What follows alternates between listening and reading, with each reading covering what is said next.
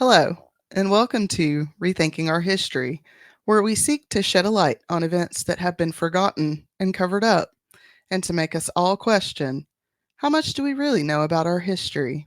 I'm Felicia. And I'm Ian, and we are here to reveal all the sordid details of history that have been swept under the rug. Get ready to get angry, be curious, and maybe have a laugh or two as we rethink our history.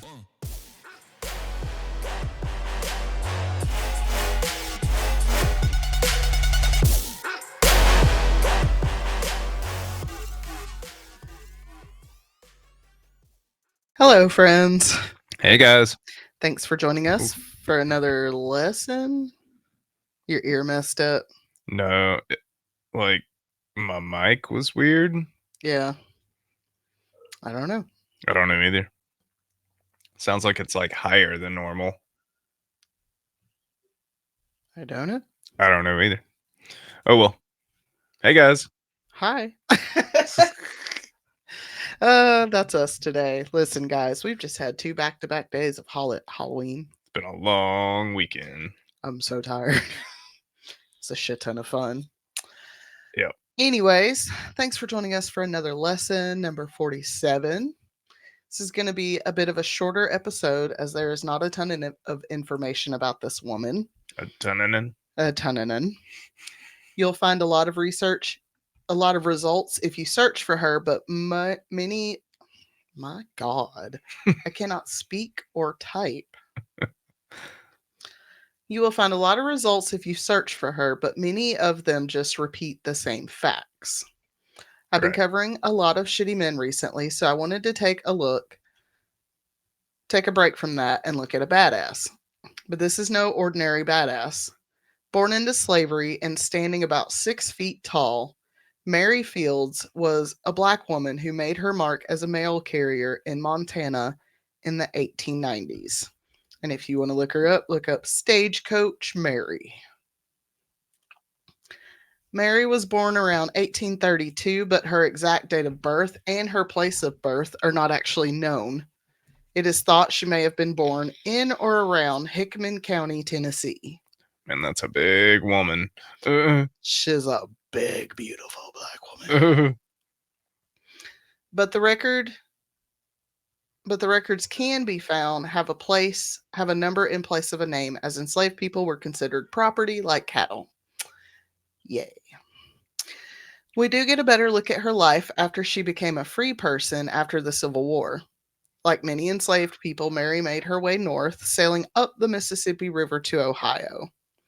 Along the way, she would take work as a servant or laundress for families, and when she arrived in Ohio, she joined a convent. Not a covenant. There's a big difference there. There is a big difference there because she was not joining no covenant, let me tell you right now. I'm like, she was a witch? No, that's a coven. That's something else, actually. I think the covenant's like a deal between you and God upstairs, like the Ark of the Covenant. Right.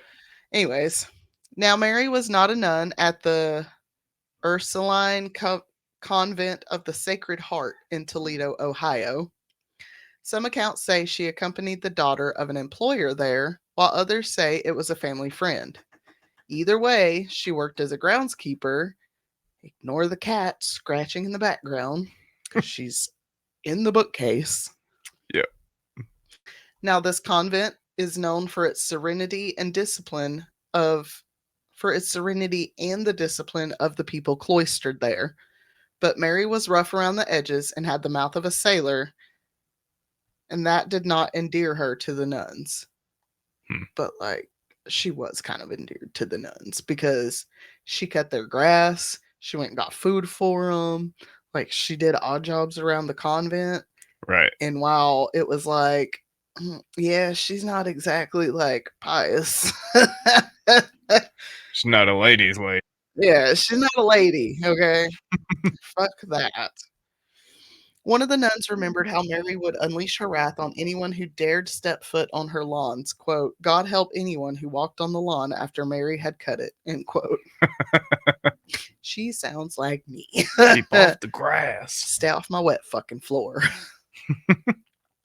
Mary was also known to fight with the nuns over her pay, a behavior the nuns would not have been used to from a black woman who would have expected her to be subservient and obedient.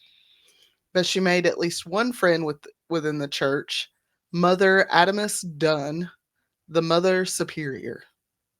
All right. And you know, all I can really think of while I'm listening, like doing the research and shit, is like Sister Act. You know what I Yeah. mean? With Whoopi, Yeah. which might help that Whoopi Goldberg has played Stagecoach Mary in something. Not that Did I've she? seen it. Yeah, she did though. Hmm. It was in the source notes and That's it's on the cool. Wikipedia page.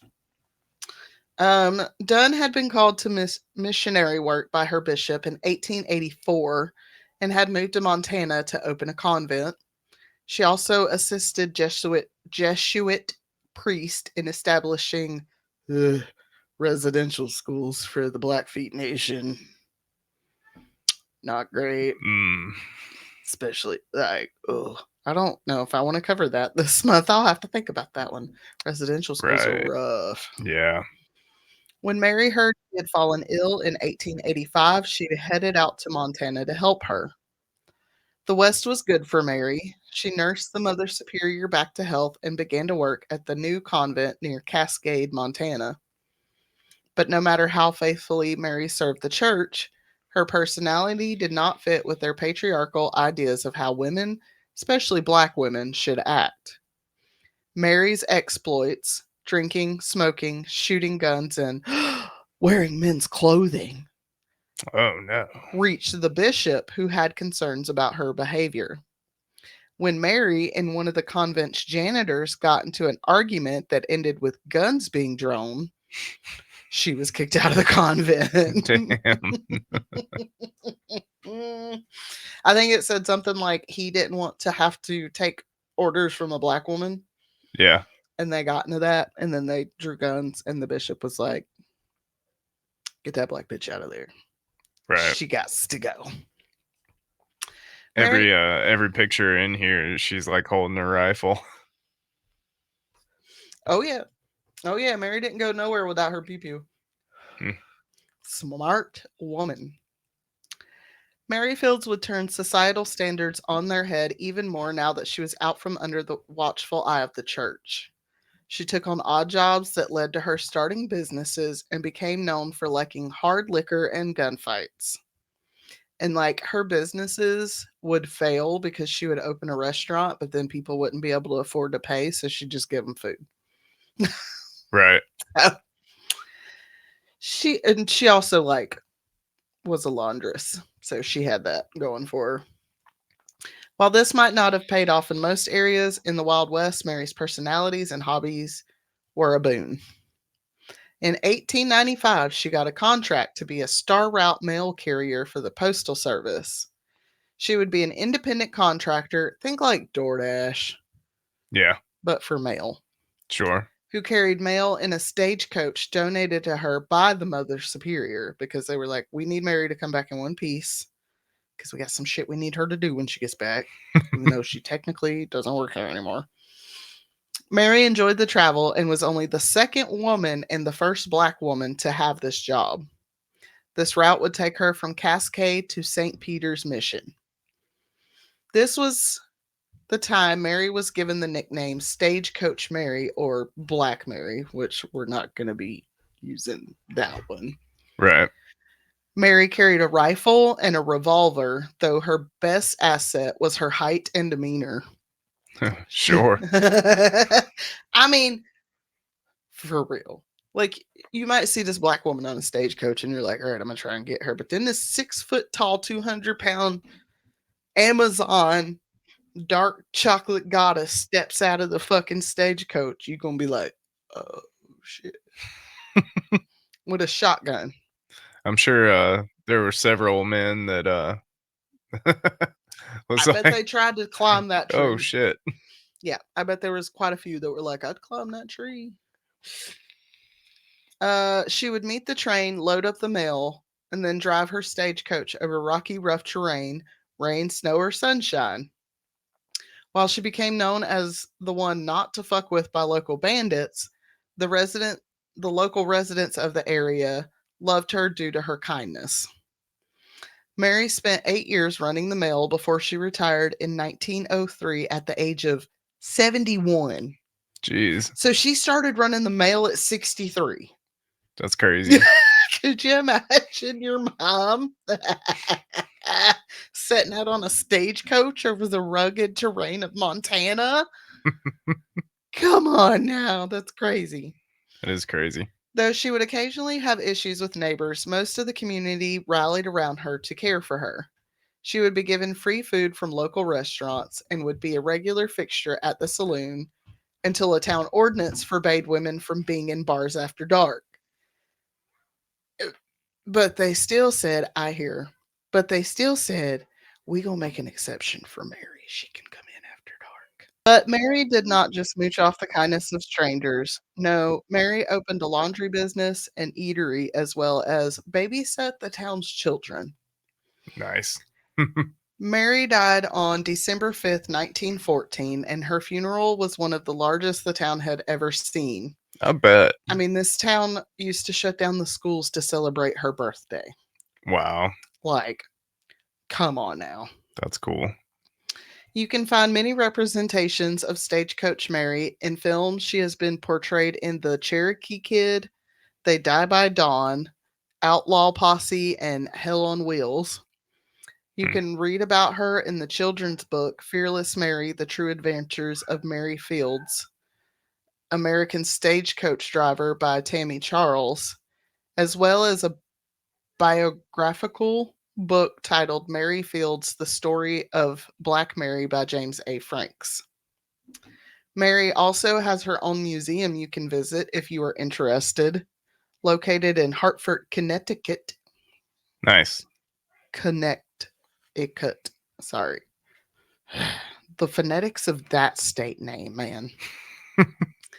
The Mary Fields Horse and Heritage Museum is on the campus of the Ebony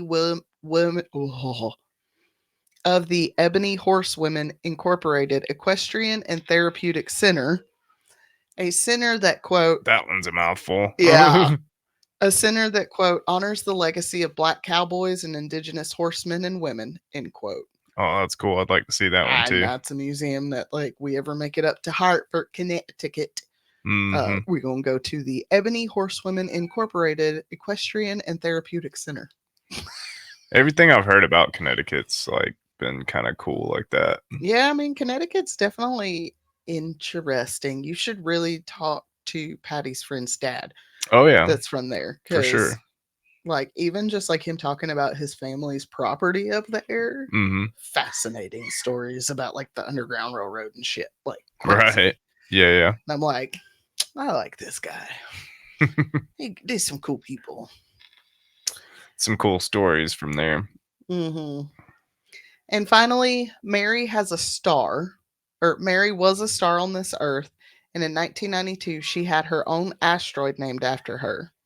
Nice. Asteroid 7091 Mary Fields was discovered by Kenneth Lawrence and Eleanor Heelan at Palomar. I don't know what Okie dokie. that is. There are wild stories of Mary fending off a pack of wolves at night, walking all night to keep from freezing, and tons of other tales that make this woman seem like a superhero.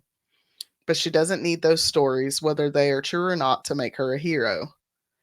Mary Fields was a black woman born into slavery who did not let that or society tell her who she had to be. She wore what she wanted, spoke how she wanted, and went where she wanted. As we watch the fall of the patriarchy in real time, let's take strength from Mary and other strong women like her. Let no one, man or woman, white or black, tell you who you have to be. You get to decide that for yourself. It's true. So true. All right, Bill. Thoughts on Stagecoach Mary? She's a big lady. You just keep saying that. That's a big woman right there. I mean, think about it. 6 foot tall. Like, I'm like up to her belt. You would probably be able to tuck your head under her boobs. Probably. Like, yeah. Yeah. Yeah, because she got 10 inches on both of us.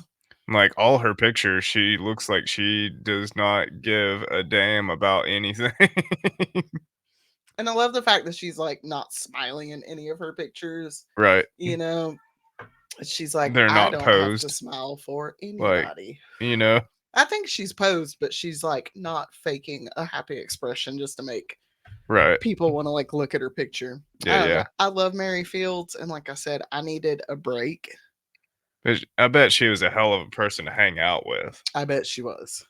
I bet she was a good time to be had by all. How much you want to For bet sure. she's in there like nursing the mother back to health? And then after she gets healthy, she's like, let's have some shot. It's just one Jack Daniels. You can get forgiveness tomorrow and go to confession. It'll be fine. Just have some Jack with me, sister. Let's Trying to go. get them nuns to play cards. You know that them nuns were having too much fun up in that convent, and that's why the bishop was like, you got to go. You Yep. let they're Yep. doing the things they're not supposed to be Can't have doing fun. because patriarchy Right. and religion, mainly patriarchy. Yep. I love Mary Fields. I just think she's great, Do and too. I aspire to be like her. I Yeah. think I want to be like Mary. All right, folks. Thanks for joining us for another week. Like I said, it was a short one. You can find more information on her in the books that I suggested and the movies and stuff. Just go watch them. Kind of Sounds want like to a good find one of time. her books and read it to Patty. The kids' book, Yeah. we should look on thrift books and see if they have it. Right. All right, guys. Thanks for joining us for another week. We hope you enjoyed this episode. We hope you guys have a good week, and we will see you guys later. Be kind to each other. Love you. Bye. Love you guys. Bye.